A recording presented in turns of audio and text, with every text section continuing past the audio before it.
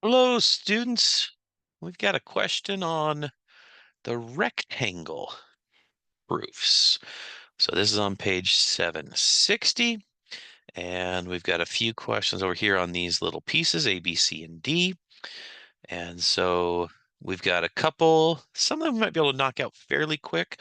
So I'm going to make a little white space here at the top, and we'll see what we can do.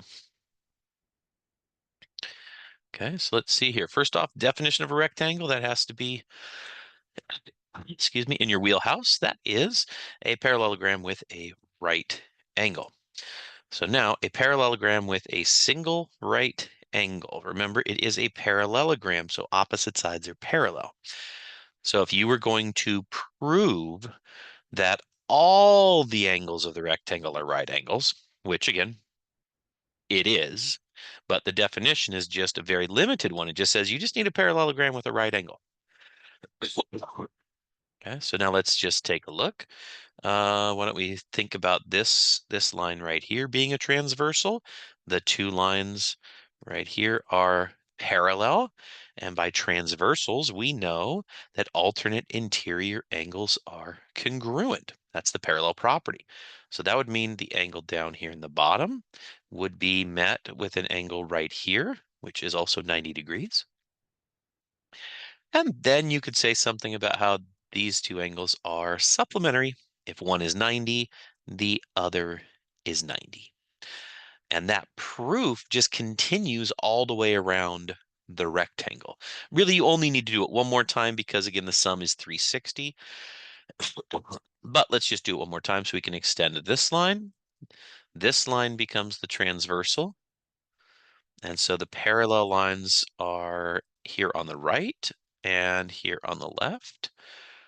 And again, I know this angle is 90 degrees. The lines are parallel. So by the parallel property, the angle up here would be 90 degrees. And because it's supplementary, this would let me know that the one directly next to it is also 90 degrees.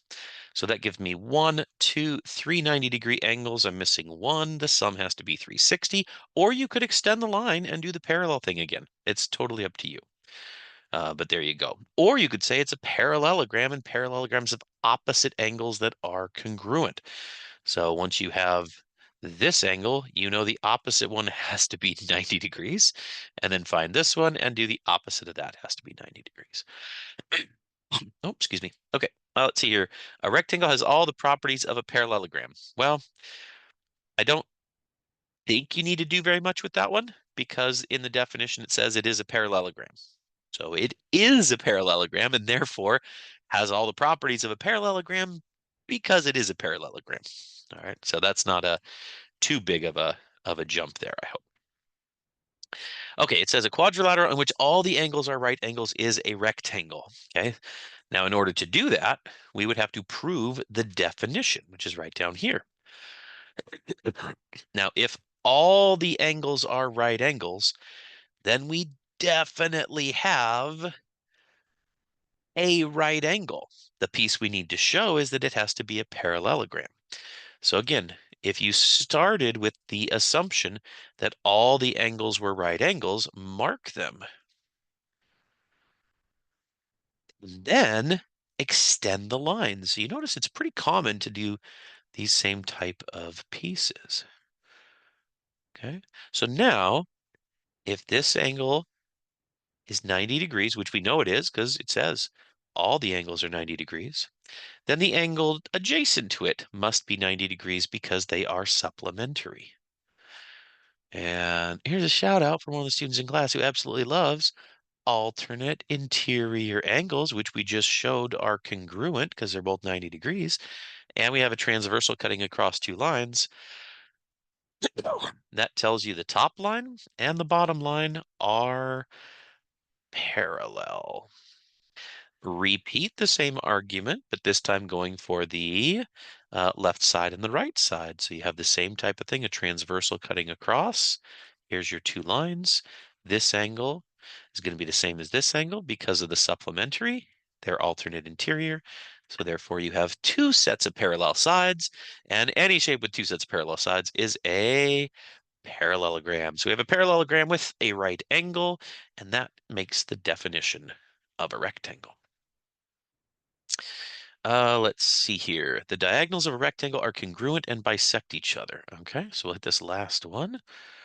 Again, you notice some similarities, right? Use the definition. That's a huge part of why we've defined things the way that we have. So it says the diagonals are congruent and bisect each other. Well, I don't know about that, but I know I have a rectangle. By the definition, I have a parallelogram. That's the definition. And I have a right angle, so I know they're parallel. Now, by part B, I know all the angles are 90 degrees. Okay. If I have a parallelogram here, one of the other parallelogram properties, which is part A, is that opposite sides are congruent. Now, I want diagonals to be congruent, so I can draw in my two diagonals, and I'll use slightly different colors. I'll do black for one of them.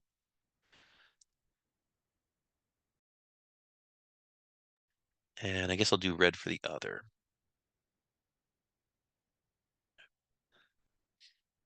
Now, if you separate these, I think you'll see why they have to be congruent. And it's because if you bring this one over here, you have this triangle, right? Which has this, that, and a 90-degree angle. And then go to the other side, and you can bring the other triangle. Oops, black. I'll use black for that one. And you have the other triangle, black. 90 degrees, a 1 and a 2. Look at these two triangles here. Again, you'd label the sides. I'm not going to label the sides. I'm not kind of doing every single little piece. I want to make sure you understand the idea. Make two triangles. The triangles are congruent because I have side angle side. So congruent triangles by side angle side, and that means the corresponding parts must be congruent. What does that tell us? That tells us everything we need to know. It says this side must be congruent to that side. And if you look inside the shape, those are the diagonals. So the diagonals are congruent. Done. And now we need to show that they bisect each other. Again, that seems like it's going to be kind of a little bit of a pain, but here's how you can do it. So what we're going to do is this. We're going to know that we have a parallelogram, because that's the definition. So by definition, alternate interior angles would be congruent. So these two angles would be exactly the same. And likewise, the two angles right next to them would be exactly the same. I'll put 3 little tick marks on those so we don't confuse them.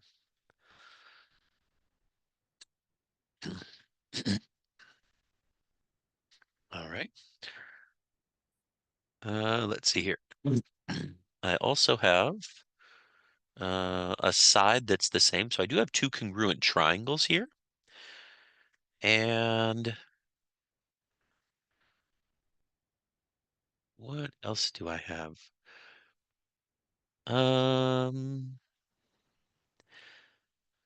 Yeah, I probably could have done maybe could have used the two congruent triangles. Let me do that here and see if this works for you. So this angle right up here,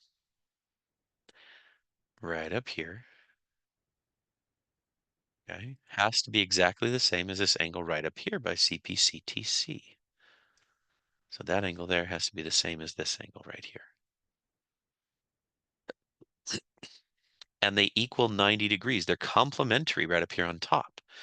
And what's great about that is that it tells us that the green angle right here, this green angle, has to be exactly the same as the blue angle. Okay, if we label these with pieces or letters, this small one could be X, this one up here could be Y, this one here is X. We know those are the same. We can call this one Z. And we know that X plus Y equals 90 degrees and X plus Z equals 90 degrees. And this is something we've done a couple times now in this class. Rewrite it to say equals 90 degrees minus X and Z equals 90 degrees minus X. And those are the same, which means that Y equals Z. If those are equal, and we just showed that they are, then this becomes an isosceles triangle, right? Not only an isosceles triangle, but down here on the bottom, it's congruent. And I'm going to shade it here. This bottom triangle is congruent to this upper triangle.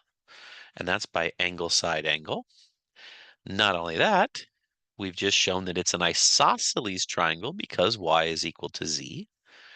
And that means, it's getting a little bit messy here. Let me get a thicker pen. That means this side and this side have to be the same because it's isosceles.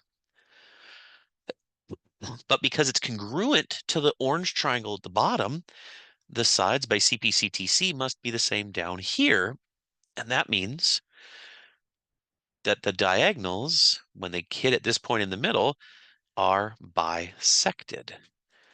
So the length of this component right here has one tick, and the length of this component right here has one tick, which means the dot in the middle is the midpoint. If that happens, we know they bisect each other. So kind of a couple cool little proofs there. Again, I didn't go through all the details of naming angle ABC and angle CBA. My goal was to make you kind of get to the idea, get to the big ideas for this one. So that takes care of the other rectangle pieces. I hope that works for you. If you have other questions, please let me know. I can meet you on campus. I can meet you in Zoom, in person, online. Let me know how I can support you this term. And that should do it. Hope you have a great weekend, and we'll see you soon. All right, off you go.